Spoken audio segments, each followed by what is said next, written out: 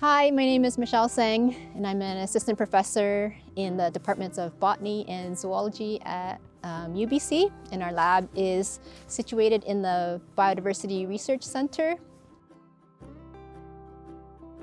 My lab group does a bunch of things in ecology and evolutionary biology.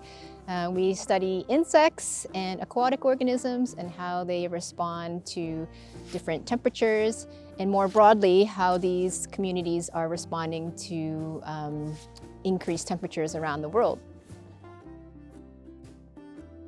At UBC, I teach 2, sometimes 3 classes. The 2 main classes that I teach are a second-year ecology class called Fundamentals of Ecology, and then a 4th-year class called Insect Ecology. We do a lot of research projects in insect ecology. The whole class together, we brainstorm ideas and we come up with projects. And one of the projects we did was we used the beetle collections at the Beatty Biodiversity Museum to see if beetles in British Columbia have been shrinking in size with climate change. And we sort of expected them to, because when you grow insects at warmer temperatures, they tend to come out as smaller adults.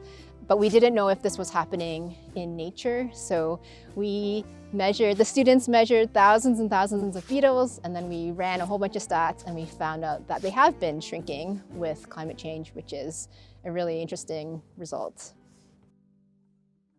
So a lot of people ask me, how did you get to where you are today? Like, was there a certain moment in your life where you decided that, oh yeah, I wanted to be like an insect biologist, or I wanted to study lake ecosystems? And I didn't really have a set time. There was no like aha moment. I was really lucky that ever since I was an undergrad, I was involved in a lot of really cool research projects.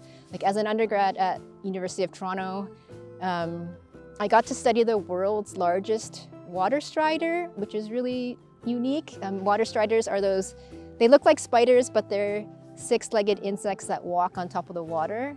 The one I studied was about the size of my face, and so that was really cool, and I got to study them both in the lab as well as in their native habitat in Southeast Asia. So those of you who are really interested in nature and you really like being outside and you wonder a lot about, why are these animals here, or why are these plants here, and what are they doing? I would really encourage you to stick with that topic. And that's because as humans, we are totally surrounded by nature, and we actually know very, very little about how nature works. I could use a lot more of you helping me to figure out all these different mysteries. There's definitely many careers worth of mysteries to figure out, so hopefully you'll all join me in a few years.